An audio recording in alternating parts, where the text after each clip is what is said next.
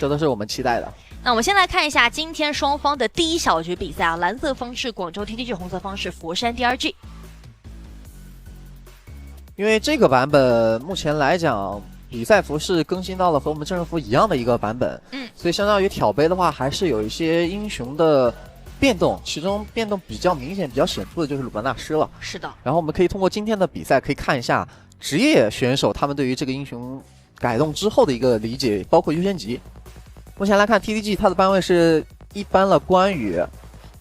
二班了是元辅，目前还是想要鲁班纳诗，然后第二季还是把鲁班纳诗搬了，然后搬了一个敖影之后，把盾山这个点放出来了。就 BP 的框架大方向上没有太大的变化。哎，我们现在屏幕当中看到的是小白熊啊，它也是出现在了我们夏季赛配票电竞中心新增的地区的一个包厢位。对，包厢位卡座，卡座，没错。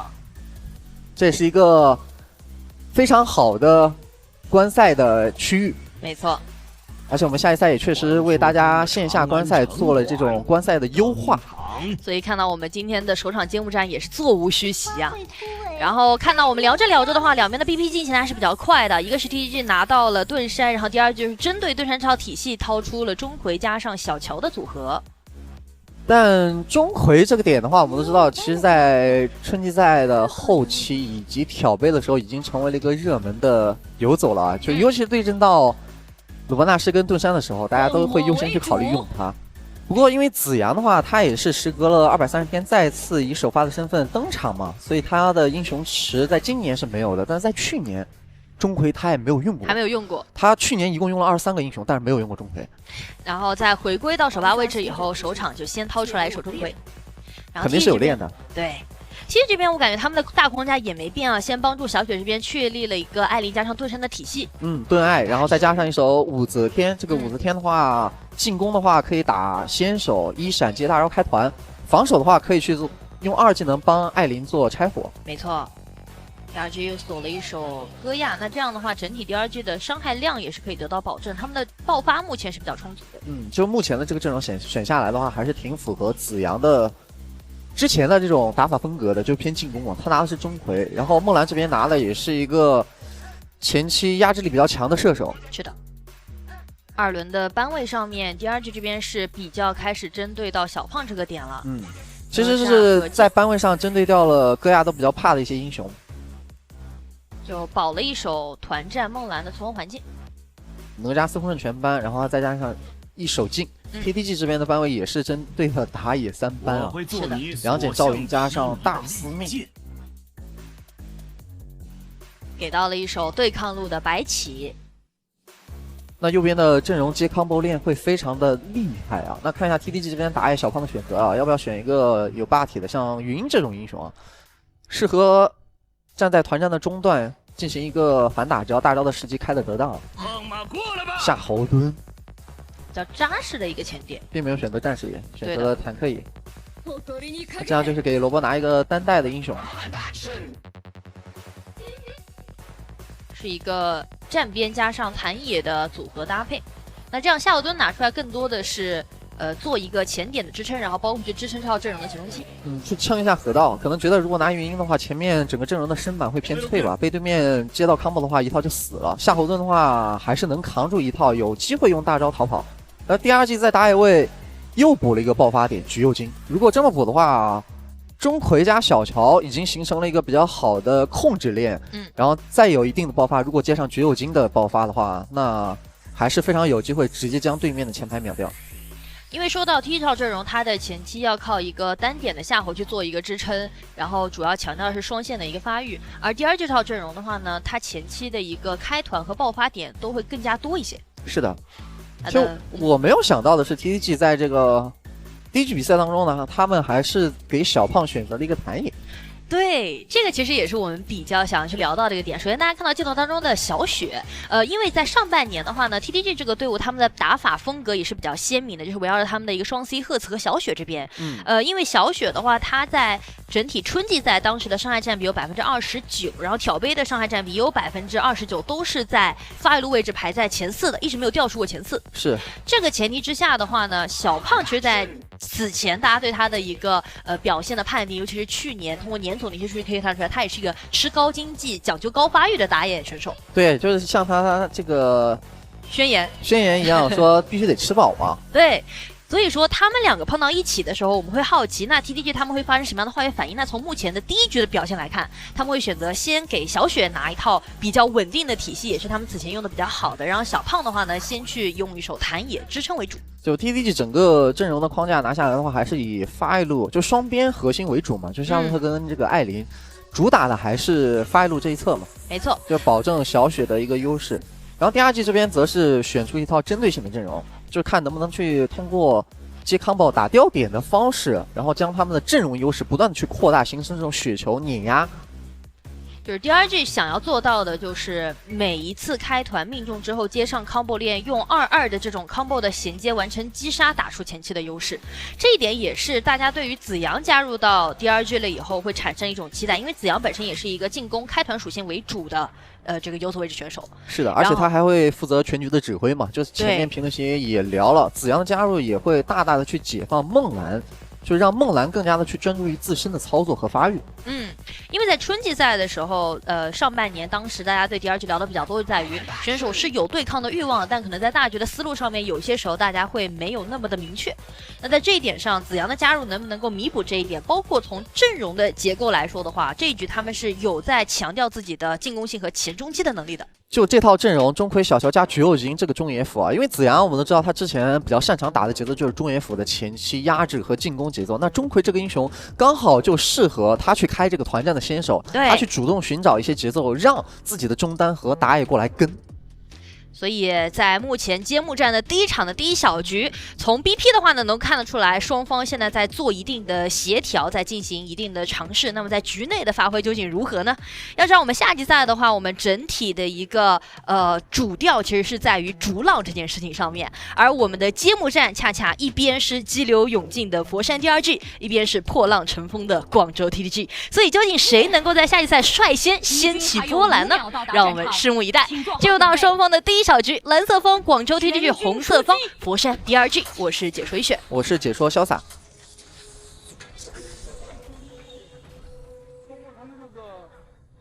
他们这个相机那个绿色还有红色的光，你提醒他一下，用手挡一下，好吧？您这边红色说拎上一下。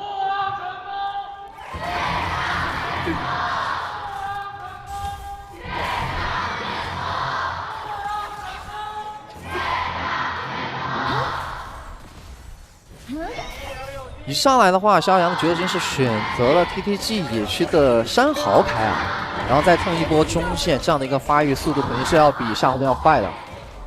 也是由于他们的一个中野在前期1级线的对抗上面会更强。就说白了，小胖所玩的夏侯惇，当他不能够抽身来到河道位置去开视野的情况之下，那第二季的河道视野是非常有优势的。没错。然后在双边的资源控制上面，两边的中轴都是往上转，下路的红损是小雪这边先拿到。但看到第二波中线，橘右京跟钟馗清完之后，钟馗是直接往对方路走了，这样第二季在争夺空间之灵就有人数上的优势 ，TTG 也是知难而退了。这样双边就是两边各控一个。对，第二季目前来看1分半，他们在控资源这一块做的都非常的好。而且第一圈野区刷完之后，他们打野位是橘右京5级，夏侯惇对面夏侯惇是4级，直接领先了。这是夏侯惇这个英雄作为打野位啊，他比较难受的点，他机动性不如一些战士野。同时他最好是有队友帮他去野区进行一个提速。对，特别吃队友。第二轮的山豪 ，TTG 是做了4个人来防守啊。好，哎，这个位置柚子是预判了，有个预判，但是这边的话萝卜切了进去，感觉是有点机会的。但是白这边想用肉身一个大招去卡一下对面，卡住了，自己交了一个闪胸拉扯出来。但是后方那个位置小乔一个2技能吹中了对面手夏侯惇，导致他没有能够追上对面的钟馗。我的天哪，这第一波一上来的大范围交手，竟然是没有任何击杀产生。但是那一波韩他向前的一个身位想2闪开团，应该是被第二局预判到了一下下。对，柚子这边的反应也是非常快，看到盾山出现在那个位置，又看到了夏洛特在后边追，他就知道了对面想干嘛，直接是交出了自己的闪现，但后来还是被对手的武则天那边的控制给控了一下，造就了一波比较惊险的画面，但还好没有出事。但能够感觉到两边在前期的这个博弈点上面，因为第二局本来想卡中左，利用自己的先手能力，看能不能打掉对面的一些状态，但 TD 就是集结众人去挤那个草。对 TD， 哎，这里都到了，拉回来，接锤秒掉了，小野拿到第一滴血。这就是我们前面有聊第二季这套阵容的combo链和爆发是非常够的。这波萝卜的夏洛特也是中招了，直接被秒。他本来是想利用自己的这个英雄的机动性，然后多来正面帮忙解一下中路的线，因为中路视野压力挺大的。TDG 是只能通过这种抱团的方式，看看夏侯惇和盾山能不能在正面开一波团，直接把架打起来，不要让对面去抽奖式的那种打法打自己，因为对面是比自己要相对灵活一些的。是的。但在刚刚那波中球打完了以后，接下来的这个中流视野上面都是第二局能够先占掉。没错，子阳的中回已经站好了视野，包括襄阳的橘右京，他们是左右草各埋伏的友人。没错，要看一下这个中回的钩子先勾谁了。来了，是哦，小胖是假进草一个大招回拉，想骗一下对面的技能，但子阳并没有出手。再看一下这波4分钟的团。这2人技能都已经赚的差不多了，这边是盾山想要先闪开一波，但这边龙化桥已经拿到了，然后正面的话子阳这边一个大招吸住了对面2个人，柚子一个1技能跟上，直接把小胖这边给带走了。但侧面的话子阳也是被小雪给击杀掉。这个团战的话，第二季是先把龙拿了之后，后续的团战才打起来，所以有一个伤害上的优势。哎，但下路的话，小雪的闪现因为没了，也没有办法追击，交手了一波。不过 TDG 的蓝 buff 野区守不住了。想要进到对面蓝区，但是因为第一时间对面蓝莓刷自家打野要赶过来，不知道来不来得及。TDG 这2个人应该是大概率是护着小雪的艾琳把下塔先推了，先保证射手的发育了。没错。想进攻野区的话，必须让夏侯惇过来，但夏侯惇刚刚是阵亡的状态。就前期目前的这几波碰撞来看，第二局的先手都打得很主动啊。他是看这个钟馗钩子空了一瞬间，盾山就会2闪去开人，然后配合武则天的大招去留，但是击杀钟馗的时间太久了，交了太多的技能，后边白起的2技能还把那个盾山加艾琳勾回去了，以至于他们的闪现全部交掉了。就艾琳的闪现刚刚也交了嘛，所以后续团战也不是很好打。这里又是一勾，配合上九九杀，直接把武则天给秒了。武则天倒了以后，后续 TDG 得先往后撤了，但是戈亚找到了很好的环境，借着一个红 buff 加上白起过来了以后，小杨再跟伤害2连击破到手。第二季这个控链太紧密了，当这边的盾山抱起队友的一瞬间，柚子的小乔闪现2技能的吹，接上花园白起的大闪嘲讽，全部都给到了这2人，被控的死死的。看到实预测上面的话，10位嘉宾看好了广州 TDG， 8位是看好了佛山第二季。主要是这几波打完了以后，一是能够看出来他们的控制之间是比较默契的，还有就是小杨他目前的经济是断层领先了，对5400了，5400。你看一下对位的小胖的夏侯惇是3000，刚刚是3400，就差了2000块。对，就这个经济差，使得有暗影战斧的情况底下，刚刚控到了以后，一套伤害，武则天直接被秒。就现在这个经济的夏侯惇是扛不住第二季一套激活的。而且第二季的这边的控制非常的紧密，夏侯惇是开不出技能的。TDG 这边经济最高的是发育路艾琳，其他的位置都有点发育不良，中路的位置就还好。但这套阵容对于 TDG 来说，它首先双边都要有战斗能力，还有就是它的前排不能太脆，否则艾琳没有很好的一个往前扑伤害的能力。但我们聊阵容的时候有聊过，第二季这套阵容就是不断的给对面施压，去压缩对面的发育环境，从而形成这种雪球和碾压之势。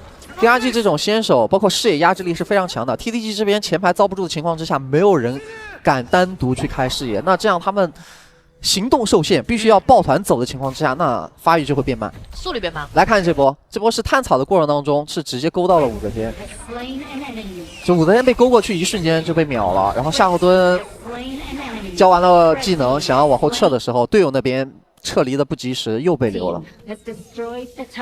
被小乔这边一个2闪跟进，然后包括梦兰她单独也找到了一个很好的环境。只能说 TDG 这边在这个时期挤视野的成本太高了。对，他不清楚钟馗的动向，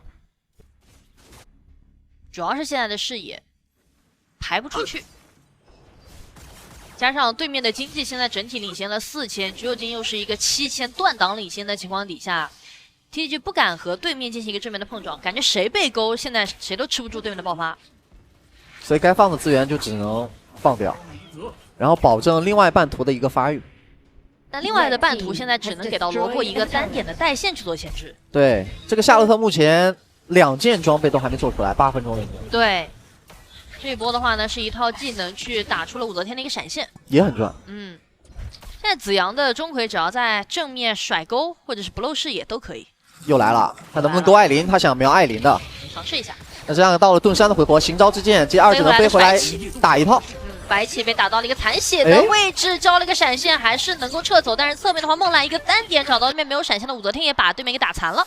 但这波红 buff 是被小雪的艾琳拿到了。看一下盾山一波2闪背到对面的一手，戈亚交了一个闪现，就往后走，萝卜这边接了过来，二技能跟了过去，前面打了出来，击杀掉了对面的一手，戈亚 TTG 找到了一波机会。是的，找到一波佛山 DRG 自己的阵型稍微有一些分散的时机，被韩的盾山一波2闪留人留戈亚，然后队友那边再跟进，就是萝卜的夏洛特赶到正面战场之后，对对手的发一路戈亚进行了一个击杀。韩是连续2个2技能，第一个打了对面的白起，然后拉回来打状态，然后第二波的话就是2闪背到了当时想要去击杀对面武则天的这个梦兰。他们本来一开始是打这个白起，是想逼白起技能的，白起第一时间不交，然后被夏洛特锁完之后有危险才交了一个闪现，留了一个大招，然后另外一边戈亚是单独行动去找的武则天，以至于他撤退的路径上又被盾山给盯了一下。不过看到画面一回来啊，在9分半左右的时间的话，DRG 又是打掉了一边对面的盾山。那应该是钟馗出钩中了吧？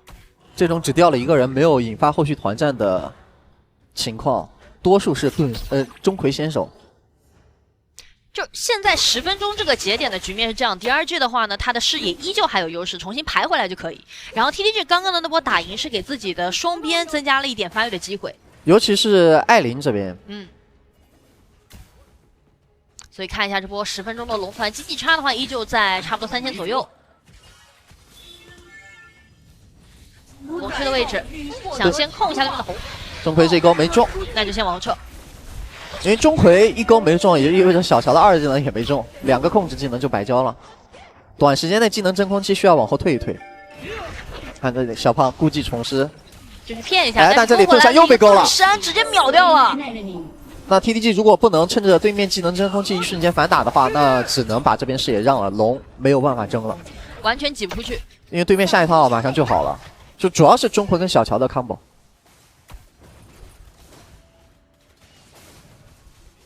而且接下来随着时间往后走的话，花园的开团可能也会慢慢的展现出来。对，他有闪现的时候是能直接威胁核心人物，就是小雪的艾琳。是的，他大闪朝到之后，如果有人能跟上的话，是能直接秒掉的。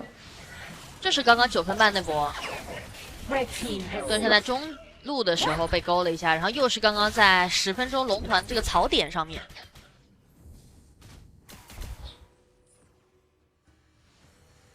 不过 TTG 的对抗路，夏洛特经济是追上来了，追平了自家的艾琳。没错，一是刚刚他的一个4-1分带，然后还有就是红区那波击杀掉了对面的戈亚那个人头进账。这个阶段 TTG 是要避战的，总经济差了5000，对面还有暗影暴君 buff， 然后橘右京想要去找夏洛特，夏洛特应该，哎，这个居合。打到了，出来了。那这样夏洛特要被抓了呀。正面的话 ，TTG 也没闲着，那边想要留人，没有留住 DRG 的。先看一下这波的 solo， 现在橘右京单点打夏洛特是不害怕的，而且队友也直接过来，小杨跟了一个1技能，小杨直接拿手无坚不摧，把夏洛特给抓掉了。要看一下 DRG 进一步的动作了，是正面想办法强开，还是说回头控龙？要看 DRG 的选择，他们可以先让钟馗尝试一下。但是你看 TTG 的站位放2塔，直接放2塔了，因为现在少了人，就没必要去守这个2塔了。可以先等萝卜复活，这个阵容只能退守高地。他们想卡视野，让兵线把 TTG 人找出来，然后让钟馗勾闪。来了，勾闪勾到了一手对面的一个夏侯惇，然后拉回来了以后，一套 combo 链完美的关键开团。这是有设计的，很他们刚刚就在等这个兵线，因为刚刚兵线吃到了2塔的减速带，所以他等兵线过来找到 TTG 的人 ，TTG 肯定会迎上兵线去清这个兵。他以为 DRG 回去开龙了，哎，但 DRG 众人就在等，一直在藏视野。其实刚刚 TTG 的视野里边是没有 DRG 的人的，对，就是当兵线看到 TTG 的第一个人的一瞬间，子阳那边就勾闪，不管你是谁，因为我身后所有人都在，都能跟。而且正面的话，现在又打出来了罗布的一个闪。其实像刚刚的这种具体的动作的话，就是我们一直聊到这种局内的细节。对，这种就是一个心理上的博弈。正常思路来讲，我打了你一个吊点之后，我现在不好上高地的话，那我就回头去拿一个暗影主宰。但子阳他就是一种非常规打法。确实也起到了效果，拿到高地的同时的话，也是拿到了这条暗影主宰。现在是中上2座高地加一个暗影主宰，这种视野压制是会让 TDG 很窒息的。看到子阳他的一个开团次数2次，硬控时长是12秒。被困就是深渊了。主要是现在从阵容的角度来说的话，TDG 也会相对比较被动一些，他的开团太单一了，而且护不了艾琳。他的开团基本上是，就盾山的开团基本上只能开到站在最前面的人。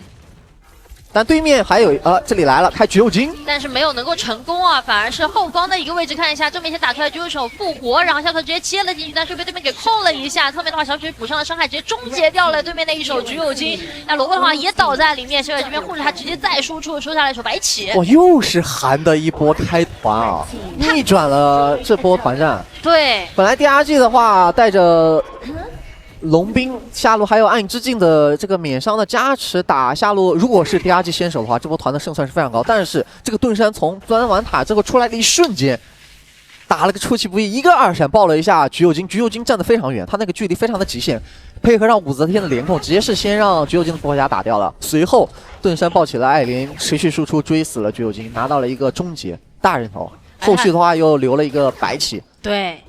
当然，这个中间的话，就是萝卜冲进人堆里面去吸收了对面后排的伤害。这几波韩都在不断的找机会，这样给了他们一瞬间被开龙，勾回去了，自己要被秒掉。但是艾琳的输出环境还行，没有人管这个艾琳。哎呦，这一套伤害太高了，被戈亚给点死了，给他招了个闪现，然后小球二技能再吹了一手，留一手对面的夏侯惇。虽然 TDG 把这个龙拿了，但 DRG 的话不断的在进行一个反打，闪现规避了一下对面的橘右京一刀，但是没有地方可以逃了，只能争取一些时间，没有什么办法。下路的话还有一个兵线在，夏洛特在后方也被对面给击杀掉 ，DRG 打了一波团灭。最终是一波1换5，带着兵线可以直接点水晶了，让我们恭喜佛山 DRG 拿到了第1小局比赛的胜利。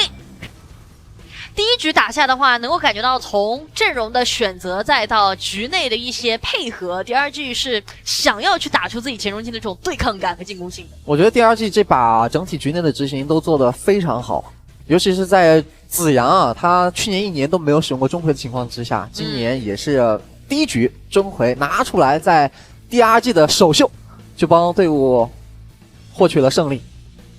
其实能够感觉到他们的一个 combo 链能够接得好，一是选手他们目前的这个操作的状态非常在线，还有就是他们的每一步动作都是很清晰的。主要是他们现在打得很整体，对，基本上钟馗勾到了之后，身后一定会有人去跟的。对，包括刚刚中路那波比较精彩的，让兵线去找对面的视野，然后突然让钟馗2闪去打持续吊点，也是帮他们快速破高地，也是一个细节。第1局比赛的话呢，也是佛山 DRG 率先拿下1小局的胜利。我们也是来听一下田东喜的看法。恭喜佛山 DRG 拿下了第1局本赛季的第1个小局开门红，属于佛山 DRG。那么在这一局比赛，我们看到了2个游走位置在绞尽脑汁的去做对抗开团。对，但是我还是觉得钟馗特盾山。他其实不仅仅是钟馗这一个点，我刚刚还在跟君君聊这个话题，说他这局比赛拿出这个盾山来，其实有被红色方在多维度上进行 counter，而且这一个钟馗其实，我跟曹世也在聊，就是钟馗其实对整个 TDG 阵容都挺克的，就对面太笨了，除了夏洛特以外，基本上都比较单儿。比较好勾，比较呆啊，比较笨一点。对对对，然后你夏侯和盾山上去开人一定会被拍，一定会被反击。对，然后你另外2个其实你说艾琳有位移吧，他那个位移太不够直接。武则天的话根本没有位移。是的，而且不要忘了还有个白起。对，其实在这局比赛的时候，我们看到了。DRG 有在多个方面进行突破，尤其是对于盾山这个点，他们想要频繁的去利用钟馗去抓节奏。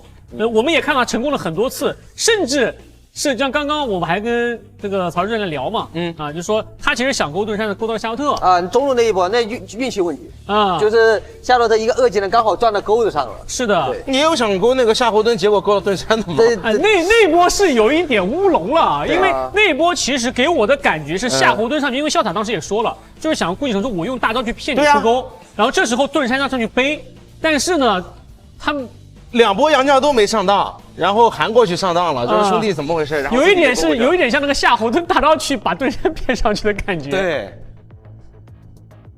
看一下这局比赛的赛后数据情况。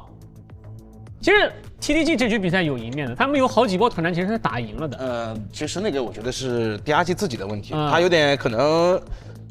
休赛期嘛，上来手没有那么热，其实很多波是自己可能出现了一点失误，因为那个时候阵容也好打，然后经济也优势，按理说啊，没道理会打成那么个样子。对，你看嘛，经济就基本就是没有说被反超过去的，一直是大领先。但子阳的状态是真好啊，中路那波在高地的2闪。那波挺夸张的，我刚才还在找那个单边视角，可是没找到。因为他是兵线后面，他是卡视野的，对，他卡视野的。他让兵线先过去，然后给了个2闪。可能大家在上帝视角看，有的时候，感觉看不出来，你怎么看不到呢？其实大家要知道，其实职业选手卡你的视野盲区是刚好卡在你最边上的，但你看起来是，他怎么这么呆？会被勾，但其实是在他视野外突然一个钩子出来，你是很难反应，因为你第一时间注意力是兵线，你得把线卡在外面，或者卡里面。你只有在单边视野才能看出来。对的。团战的秒均伤害。这分军机啥意思啊？怎么跳出去了？就是这个是均值，超过了均值，对，超过了。我们通常是把上个赛季的维度的80%作为这个赛季维度图的均值，最边就超过80%，那就我们的那个时候还没有，我们那时候有的话，你应该也超过去了。对，你的分级数那时候要有你的分级数就9000，你就天天就天花板，你天花板，那时候差不多6000，就往外戳是吧？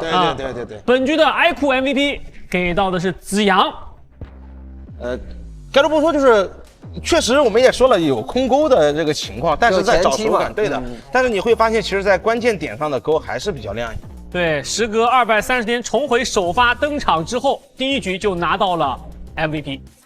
他的反手也打得不错吧？我觉得就是他就算没有勾到他的配合他的拍这些大招，就这波真运气有点好，就是本来想勾盾山的，结果对一个夏洛特2技能撞上去，这波是反手。然后吸印记直接吸，然后又有盾，然后你拆不了火，因为你没有后续的小控制了。你不能说谁能帮你拆火，你只能靠武则天。为什么？因为夏侯惇大招不可能留给你一个钟馗。但有的时候他大招有霸体，武则天也没那么好拆。这波也是扎堆战，你刚好就勾到个武则天。但武则天这英雄就是有后摇丢技能，就是有点容易被勾，确实比较笨重嘛。对。这波是盾山找白起，白起原地2技能接大。这波是有这一波这兄弟就是我去骗，没想到把兄弟你骗了，这种感觉。对。但他给我的感觉还是在那个地方扭，想用那个扭来躲那个。但很笨，其实就是很笨。就这一波勾闪，卡了视野，开了个夏侯惇。我觉得阵容确实不太好打。其实夏侯惇也有点怕钟馗。我是觉得夏侯惇还是怕钟馗。夏侯惇首先第一个点就是他特别怕控。钟馗又是个长控，对，因为为什么怕控？因为夏侯惇被动，你生效的时候，你得通过技能或普攻来回血。你一旦被控了，你控死了，你动不了。对啊。